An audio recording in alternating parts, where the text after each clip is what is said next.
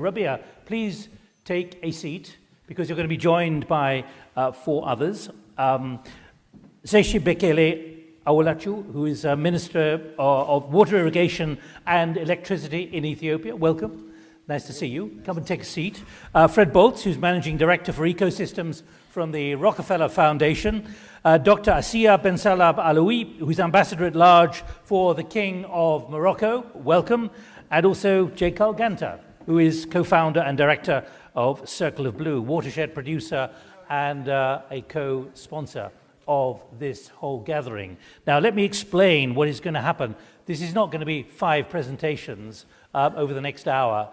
We're moving towards that break, and I'm going to be talking to Cardinal Turkson immediately after this, who is responsible for the promotion of integral human development. That's going to be a conversation here. And then we will have the break that I've been promising you.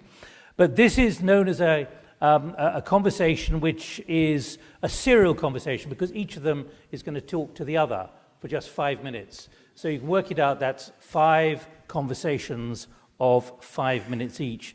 And I will stop them exactly after 5 minutes. They're not going to go on and on and on. But the aim is really to hear from them where they agree or they disagree. And of course, if you've got some ideas, please use that Facebook address as well. Rabia, you've stayed on the platform because you're going to be you're going to be the first speaker talking to Dr. Alawachu. Where are you? Yes, you're there. So the conversation is yours. Don't worry about me. If I see people falling asleep, I'll tell you that you're being really boring, but I don't think you will be. So, Rabia, you've got 5 minutes together, but that's not 5 minutes each. Yeah. That's 5 minutes to hear different views. Your Excellency, one of the biggest challenges that in my experience working in this nexus area is the issue of policy coherence. And the policy coherence we're talking about is within the sector, but also how do you give incentives for other sectors to sit down in your office and talk about water. And in specific, I'm talking about here, the biggest elephant in the room that I try to address is the agriculture, the food security. And I'm being self-critical because I belong to that community. We use a lot of water, but we don't have a seat on that table to really have the incentives to reduce our water use.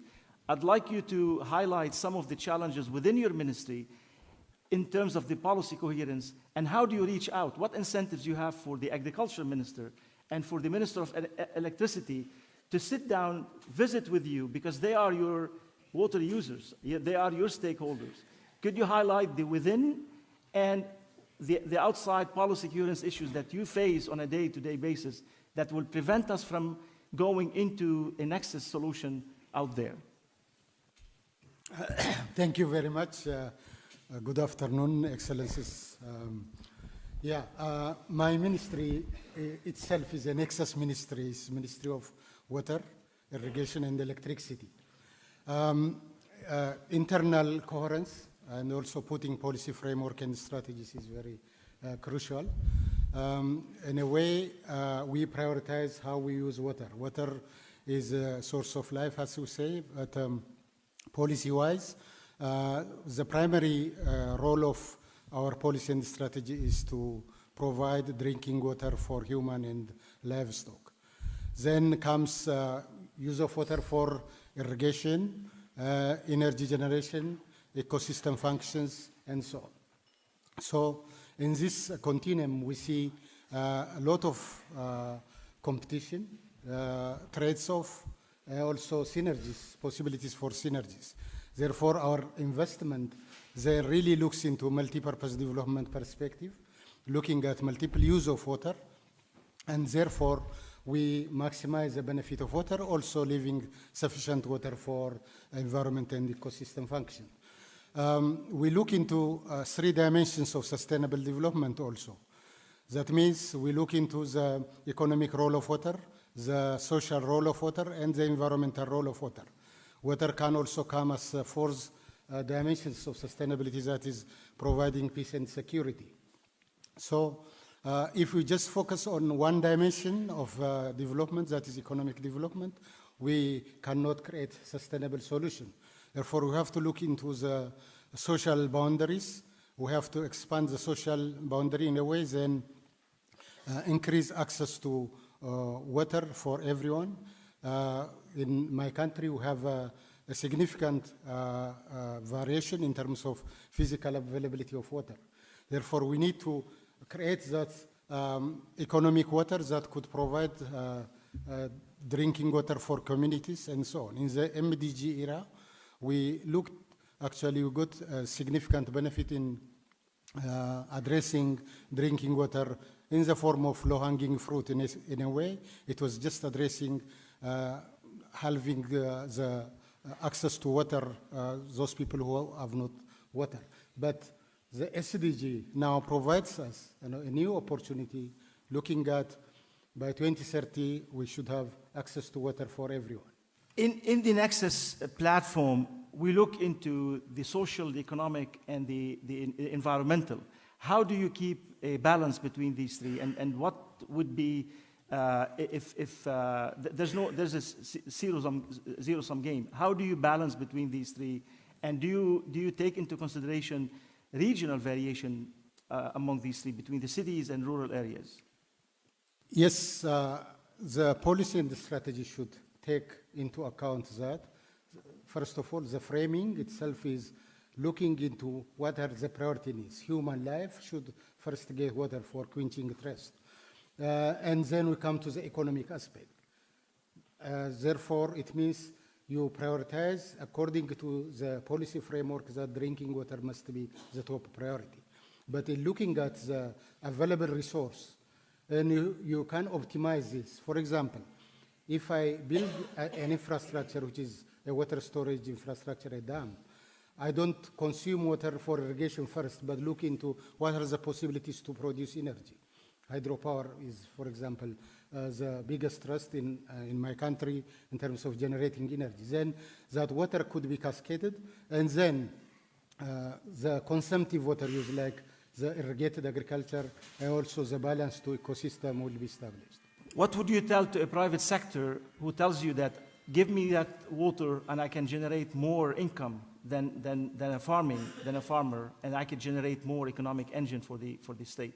And you've got 30 seconds, please. Yes, I welcome the private sector, but we discuss actually and identify the clear trade-off and synergies. How do we maximize the economic benefit, at the same time also satisfy the social and environmental needs? That is how I approach it. Thank you.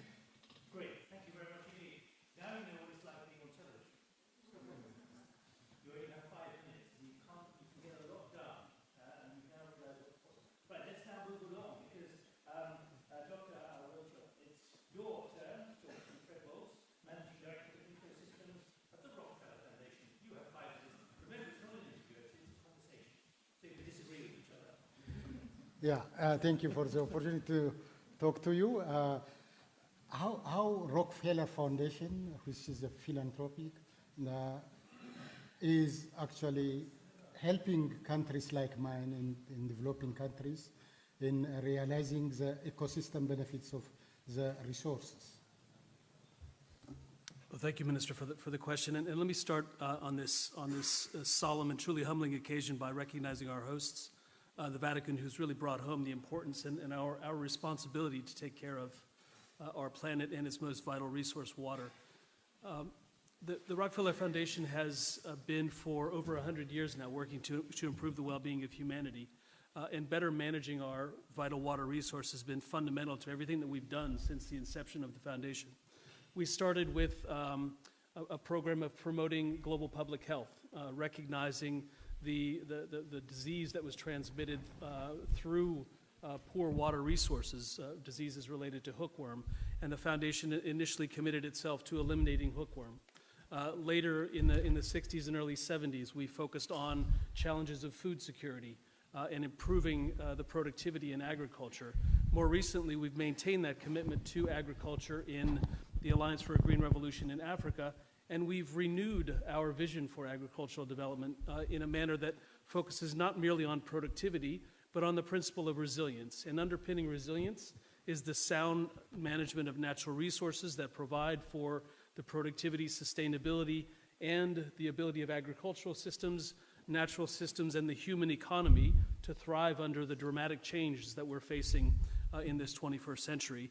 And maintaining the resilience of freshwater ecosystems and freshwater provisioning systems is fundamental to both natural ecosystems and human economies and societies. That's really central to the work of the foundation as we look towards the future is building greater resilience of the human economy to global change and ensuring the inclusion of all in access to opportunity, access to water certainly, but also access to opportunity for economic growth and contributing to a responsible path to progress.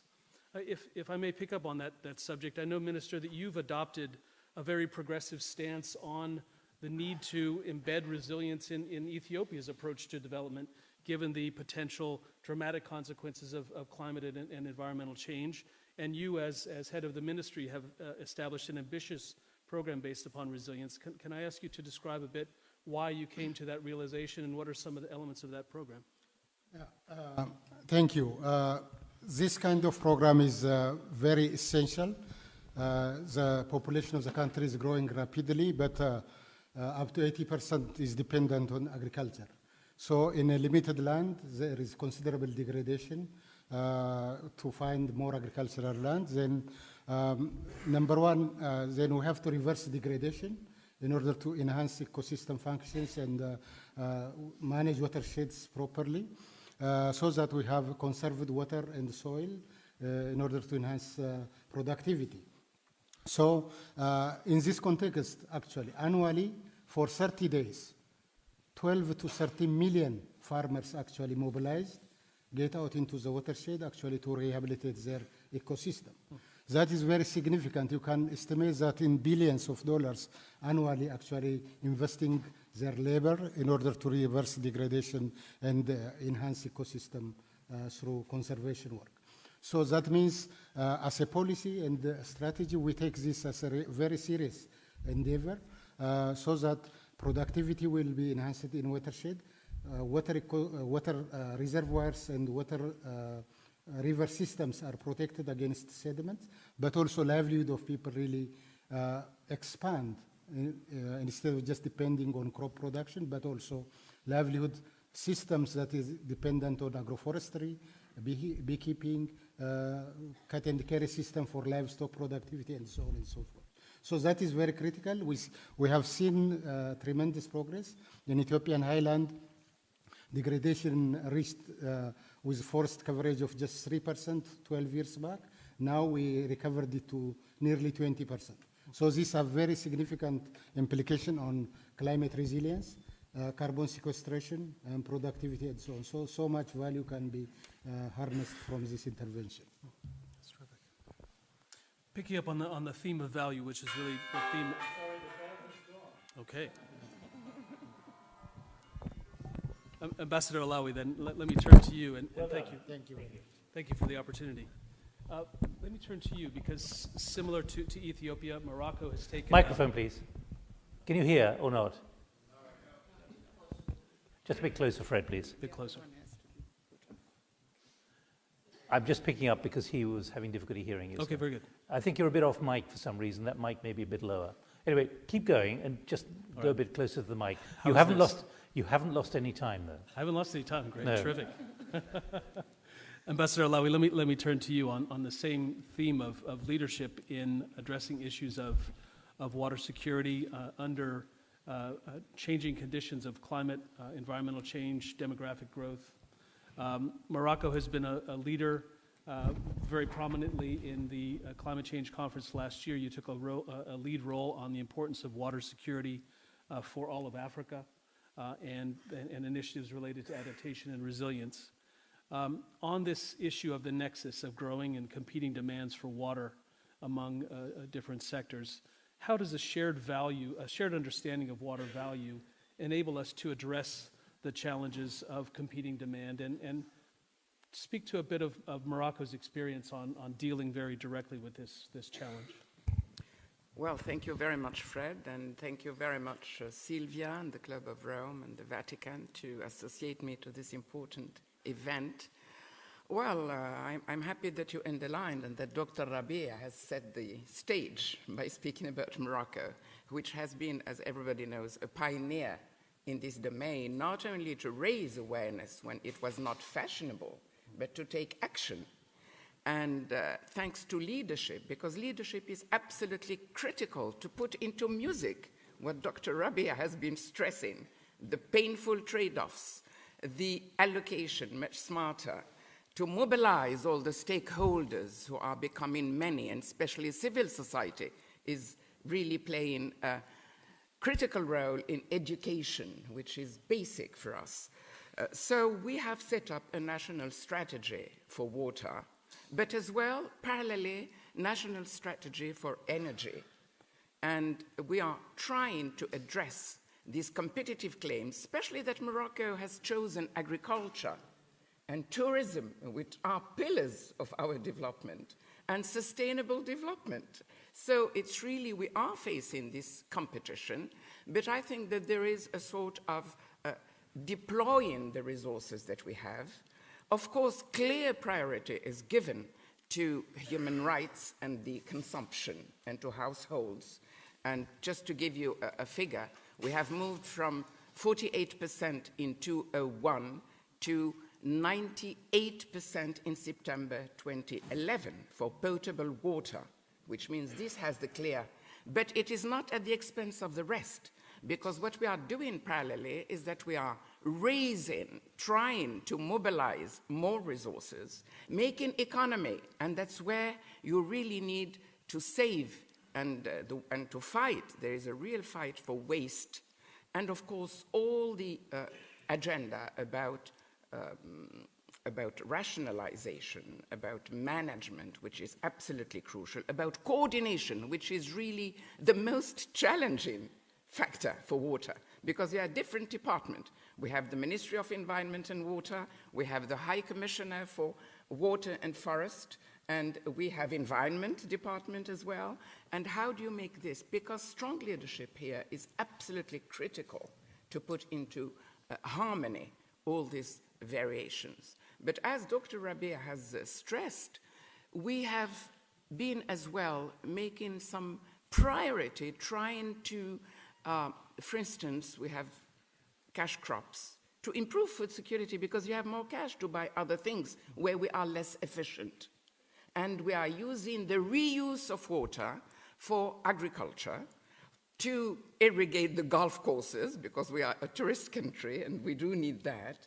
And unfortunately, there is a huge stress and threats are looming over the horizon. That's why we have to be really very aggressive in trying to take the lead in that domain. Excellent.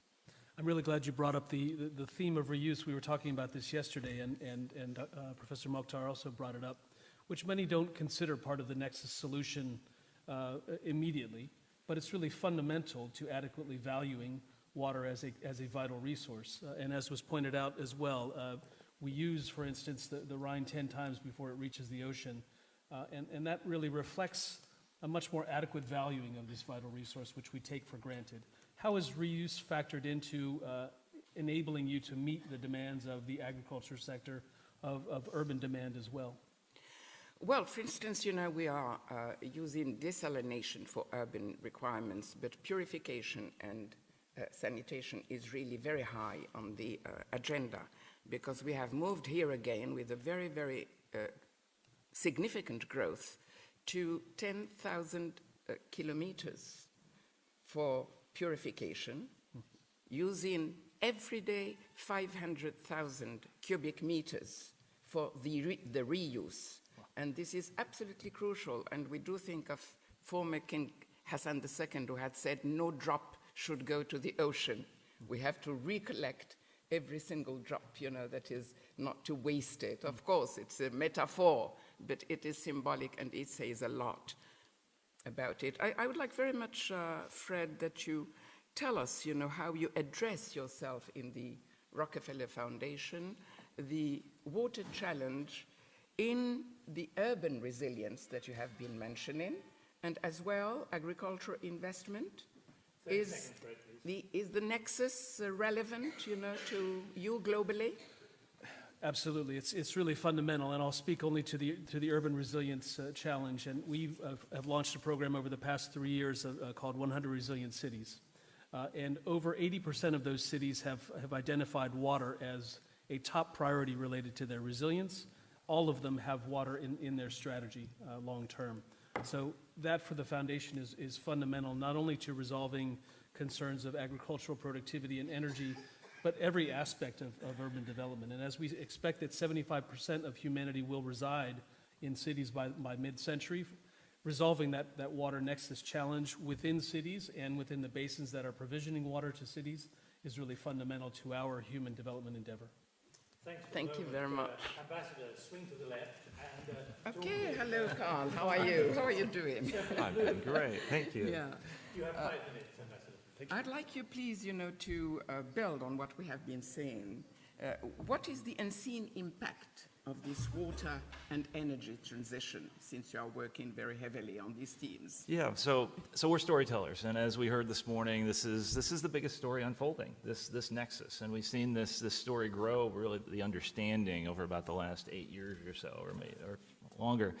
And so as storytellers, we try to see, where are these intersections? And the intersection first came for me was when I saw a picture taken by astronaut Jerry Linenger, who spent 4 months in orbit around the planet looking down. And he showed this picture of dust storms starting in Inner Mongolia and blowing all the way to Beijing, and he could see them go all the way to Los Angeles.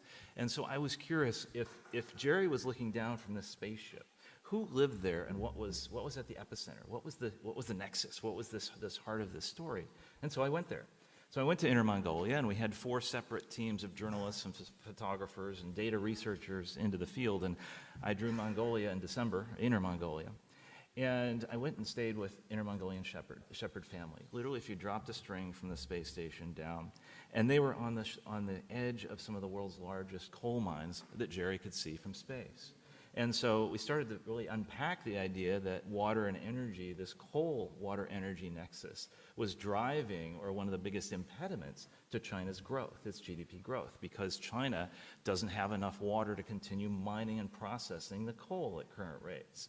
Well, that was an unseen kind of reveal that we peeled back. And all of a sudden, now we're looking around the world and seeing that this conversation of water and energy is now starting to drive renewables. So we're seeing a step away from coal, partly because of the downsides of burning coal, of course, CO2 emissions, but there just isn't enough water to mine, process, and cool the power plants that are fueled by coal. So some of these really interesting intersections. But I had a question for you.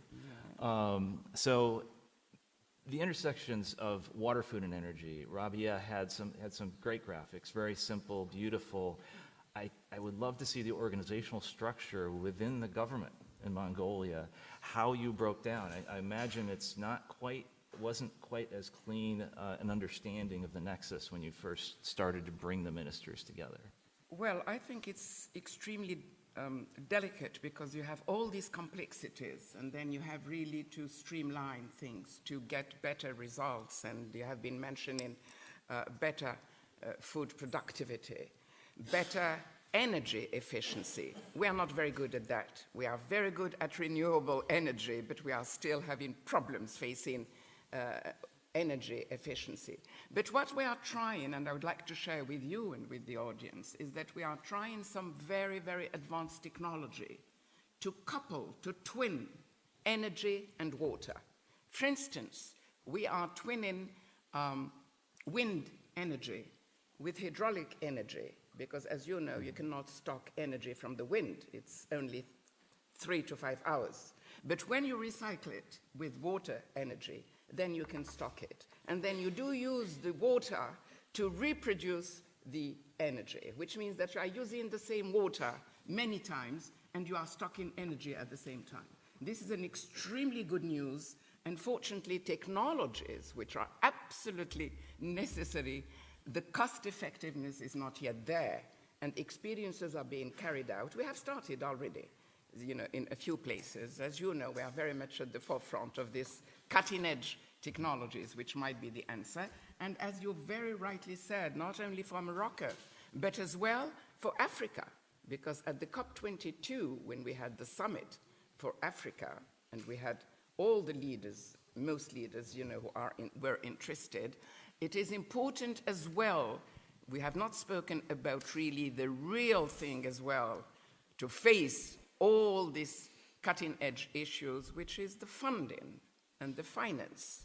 And now we are trying to raise the finance to implement the results of COP22 in order to put into action the Paris Accord, which was absolutely, extraordinary to enter into force before the year was achieved. So this is one of our main channels, how you go about these complexities. And this is where you really need a clear vision, political will, real commitment, and mobilizing all the stakeholders and trying to have them work together, not in a very much competitive way, because, when competition is hard, the different departments, as you were mentioning, want really to keep the hold on the thing, and sometimes they're not the best equipped to look into the story. In China, it was interesting because when we published our reporting, we thought we might have some pushback from the water minister. However, the water minister welcomed this I wouldn't say critical, but really interesting, the interesting numbers in this intersection and competition, and used it as political standing within the ministries, because to say if you want to build a canal or want to build more power plants, you have to talk to us to have the water to cool them or to fill them. But at the same time, what's interesting in Morocco and what we are trying to do is that we have this national strategy in sectors, but the global one, to try to have them in harmony with long-term vision. But we have taken as well action plans with very short-term and medium-term action planning to make sure that each stakeholder is doing its job correctly. And then we have re-evaluation. And with this COP22, it was very good because it was really a learning process for us. We had to work under the urgency to make up the committee, to pay for it, to pay, for the traveling across the world, to try to convince all the other countries to come in. And then we have learned very much in this process. And now we are trying to put into action what we have been learning and trying parallelly to share it with our African friends, because we think the dynamics are extremely important. Ambassador, the bell has gone, so thank you. There's one question here which is specifically about Morocco and what you're doing in a moment. We'll come back to that in a moment now. Carl, with Rabi, you have a choice.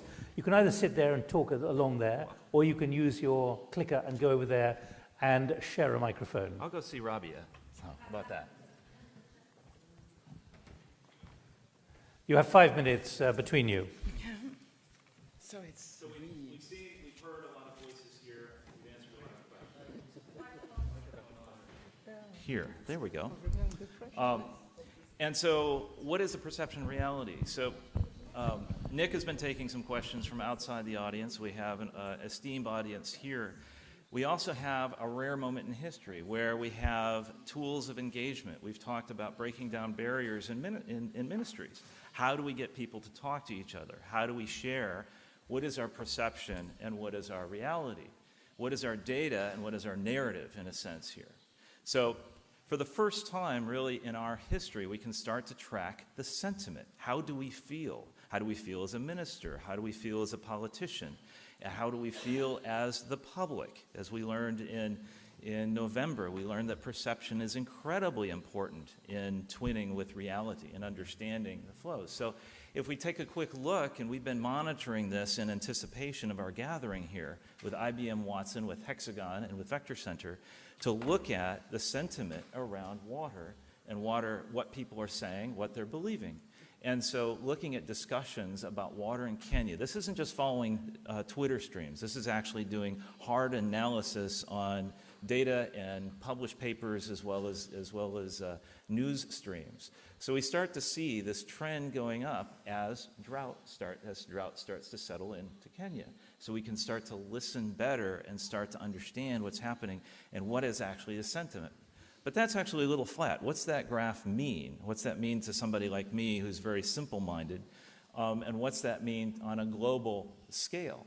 So we can start to peel back, and this is just to kind of understand our listening capacity here and understand the outside voices, we can start to peel back the different layers of the data and what people are talking about and actually get an idea here of the sentiment type. And the sentiment type, are we ambivalent? Are we negative? Are we neutral?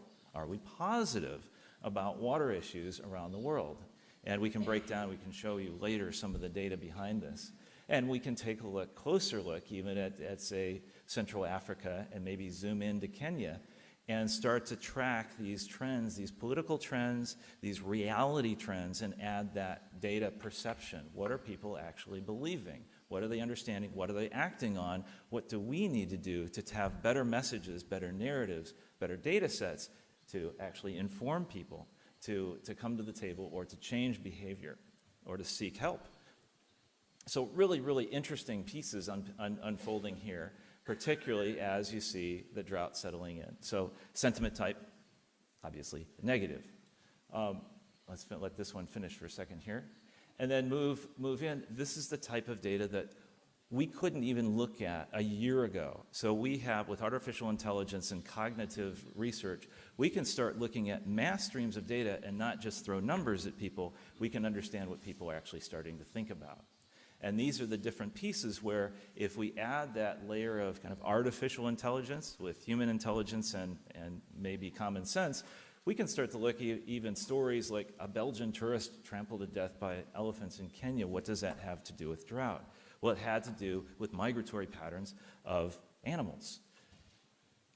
So really interesting pieces unfolding. What's going to happen in the next year, the next 5 years when we talk about initiatives? How do we track these issues? How do we shape messages and responses so that we can better manage ourselves in the water, food, energy nexus and also in a world of water, food, energy in a changing climate? So, you know, Carl, this is very interesting. Two things come to mind listening to you, and most of what discussions that are happening in water in the Sustainable Development Goals are national plans. And when I'm looking here, I'm seeing the manifestation of a national plan across boundaries. So it's just a beautiful story that whatever just go back to Morocco, for example. What happened if Morocco increase or reduce their phosphate production? What's the impact on the transboundary and food security in Africa and in the world, in the entire supply chain that they impact? So we're looking here at a beautiful story that maybe transcends our national boundaries in which we are confined with our policies. So when the minister is actually concerned about water security in Ethiopia, whatever he does in Ethiopia, though, will have a transboundary effect. And now we're trying to see how that continuum impacts. Exactly. And when we talk about this perception versus reality, I would say it's almost, I wouldn't say versus, but values and value, almost perfectly aligned, because we're seeing this emergence of the conversation of value and values, and then understanding perception and reality more tightly. Yeah. And the other thing that comes to mind is when you look at all of these data layers, maybe it's one step towards getting us in a nexus hotspot. For example, a farmer in Ethiopia or a farmer in Kenya wants to see what would be most better for him or her to plant in that region, looking at water layer, looking at the rainfall map, looking at the soil map. Then another story evolved which can help them manage their food security portfolio. We can be much more culturally aware. We probably have some questions. Yeah, you've done your 5 minutes, so thank you very much indeed, Rabia and Carl. Now, we've got a few minutes, and let's pick up on some of the questions. Did someone in here ask a question about Morocco and the rest of Africa? Or was it someone online? Because the question has disappeared from my pad. Did anyone ask a question about Morocco? Okay, if I may, Ambassador, I'm going to now try and remember the question. It was essentially saying Morocco is doing very well on this issue, but much of the rest of Africa is not following you or cannot keep up with you. What is it about what Morocco has done which could be an important precedent for other countries to learn from? I think I've encapsulated it. Did anyone in this room ask that question about Morocco? No, it must be someone out online. Ambassador, quickly. Well, I think that what we have said is that we have been addressing this at cutting questions because we have a totally novel approach. And I think with Africa, Africa is here to testify. For instance, in the migration policy, which is a crucial thing, we are more in solidarity and recognizing and bringing other solutions for integration, for recognizing rights of the migrants and so forth. And we are looking as well, in a novel approach to South-South cooperation, which is absolutely crucial because you give precedence and preeminence to relations between countries which are facing the same urgency and the same, everything is urgent. You really have to satisfy the claims for human security of all the populations at large. And you cannot have really, it's very, very difficult to make the trade-offs, but still, you have to do it. And that's why principle of solidarity is absolutely basic for Morocco. We are not very rich, but we are ready to share whatever we have.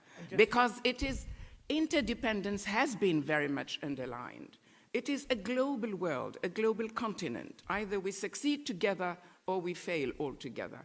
And this approach is really very much possible to implement it if everybody is doing its part of the job. And Morocco is trying, to do its part of the job and setting, some examples without giving any lessons, because we are very arrogant and people say we are punching much above our weight, which might be true, but we have a lot of humility because we are faced with tremendous challenges that we cannot face alone. Ambassador, and can I that's just ask yes. one other follow-up on energy and that nexus between energy and water? You are a country which is investing very heavily now in solar energy, and you talked about the cost of desalination and so on. Are you creating a precedent there? Are you creating a model, you think, where that investment in energy can help alleviate the water nexus, the water stress? Yeah, that's what I've tried to illustrate by speaking about this twinning of energy and water. But what we are doing is that we are doing as well the interconnections. And this is helping already Spain and Portugal, for instance, and we can do it, for other regions. We are trying as well, the gas pipe with Nigeria, with Africa, which means that you really have to have great ambitions and try to pursue them in order to make sure that you are making breakthrough advances. Right. We cannot just add little sectorialities and little measures. I think we really have to go much more global and more comprehensive. Right, in I've our got, approach. forgive me for interrupting, but I've got quite a lot of questions and time is short, but I've got to keep the engine driving fast. There are two questions here connected really to each other from Matt Geiger and Sarah Jansen. What can we do in our community to raise awareness to these issues and create real change? Going back to that question right at the beginning of today, which I pushed hard, what can really be done? And from Sarah Jansen, how can we implement lessons learned from some areas of the world into others? In other words, is there enough cross-learning going on? Fred Bolts, do you believe there is enough cross-learning going on? There's never enough learning, especially when we're facing such daunting challenges of resource scarcity and growing demand and a supply-demand gap that's extraordinary. How can we facilitate it? It's through improving our education system and being attentive to updating our education system. It's through better deployment of social media and harnessing the extraordinary capabilities of social media to get the messaging out. It's through uniting different voices and different messages, uniting the religious community, the scientific community, and the civil society movement to unite around common messages. But to be brutal, do meetings like this go out? Do they create a continuity, a complementarity? Rabia? Absolutely. I very much agree about education and raising awareness, but I also would like to add the incentives. People need incentive to do the right things, whether it's a policy, whether it's Germany, as an example, the way Germany has expanded its renewable energy is through policies, through incentives. And it was a beautiful example that would like to see in other countries. So I emphasize that, especially for the private sector that runs a lot of the supply chain, there has to be incentives. And the incentives through policies, through tax cuts, through whatever. But, Carl, given what you're experiencing, and we keep meeting at conferences, is there real pickup on this? I think there is, in a way, but in a way, the conferences over the last 10 years, if anyone remembers the movie called Groundhog Day, where it was incremental steps forward. Well, there's no room for incrementalism. I mean, that's why here, we're at the Vatican today, and we are bringing together for the first time the conversation of value and values. But we are also really working hard to start that long-term conversation outside the Vatican and to bring these different groups together virtually and in person. Because I think that's what we have to do, and we have to drive ourselves beyond this kind of check-the-box incrementalism and get to whatever transformation means. And transformation sometimes only happens when bad things happen. But we don't have to wait for that. Are we being unincremental enough today? Are you throwing a grenade into the auditorium here, metaphorically? Maybe throw down a gauntlet. We all need to walk away from here with commitments. We all need to walk away from here with commitments of sharing that message, and whatever is comfortable for us as far as talking about water, standing up when water is on the table, so to speak. Minister, let me just pick up with you, your experience in Ethiopia. Do you feel you're getting the benefit of enough other practices and other experiences? No, not always enough, but we're getting some useful inputs, actually. Broadly, actually, Africa is 54 different countries. There are so many variations. In a sense, we need significant inputs in terms of technology transfer, capacity development issues, and also capital. Infrastructure is a missing gap, actually. As it has been explained, 20 million people are at risk in Horn of Africa due to drought. This drought is sequential. In 2016, it was El Nino. This year, it is La Nina effect. So this sequential drought has created that huge challenge. Now here, energy, water should be taught very carefully. Access to energy, to pump water from deep wells could help actually to overcome and create resilience. So we need the technology, advanced technology, to look into water sources, and also capital to invest in deep well pumps and distribution networks. All right, we've just got a staging post of questions which are being put, coming in from wherever they're coming in. This last one for the moment from Aiste before I go to Cardinal Turkson. Aiste Manfredini, what advice do you have for young people who want to address and also solve water issues? It's really picking up on what the Archbishop said. This is a generational issue now. The young have a different view. Ambassador. Well, two things. I think that education is absolutely crucial, but it is crucial as well to start very early with children, to address really children, to create new behaviors and to create new attitudes toward not only water, but I should say all the basics of human security. And have you seen evidence of cause and effect there? We have started very small level, giving incentives, prizes for the best article by children on water, on food, and on electricity. How you do to save it and not waste it. And we have instances where they are starting to teach their parents and saying, oh, look, you didn't do that, and you didn't do that. Small experiences, but which can make. Because there is one thing that we have not talked very briefly, if you allow me, Mr. Goen. It's about extreme phenomena.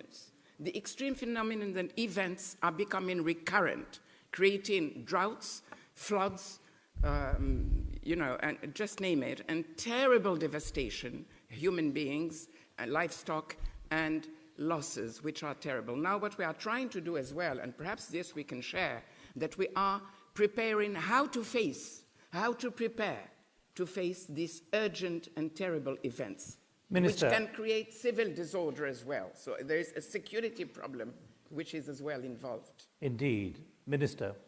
Access to water is fundamental to young people, especially girls. Girls in most of African countries is occupied in fetching water than going to school.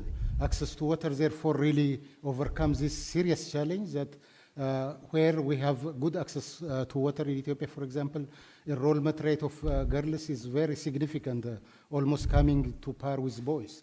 But when you don't have that, really girls have got that challenge of going to the forest to fetch water, to collect firewood and so on. Therefore, both energy and water access has fundamental value in supporting useful people. Fred Bolts, the kind of schemes you're doing and the impact on the next generation, half the population in many of the countries we're talking about, including Kenya, are under 25.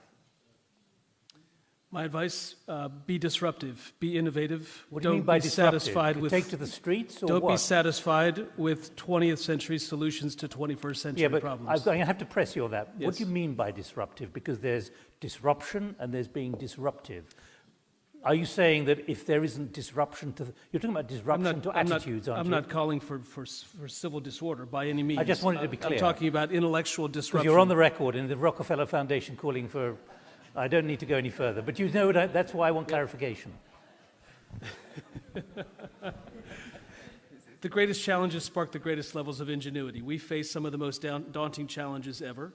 We are too complacent. We reside in conventional solutions to unconventional problems. The youth has the solutions at hand. They master the technology. Deploying their brain power to solve these problems is the greatest hope that humanity has. Carl, you get involved in the World Economic Forum, and it has the global risk agenda, and you're on one of the councils there of water. Are you seeing real change in attitudes, or is there still a level of denial? Particularly when it comes to the next generation. We're seeing this. We are seeing this convergence. We're seeing the extreme events more visible. We're also seeing this change in purpose. People are seeking purpose. Young people are seeking purpose.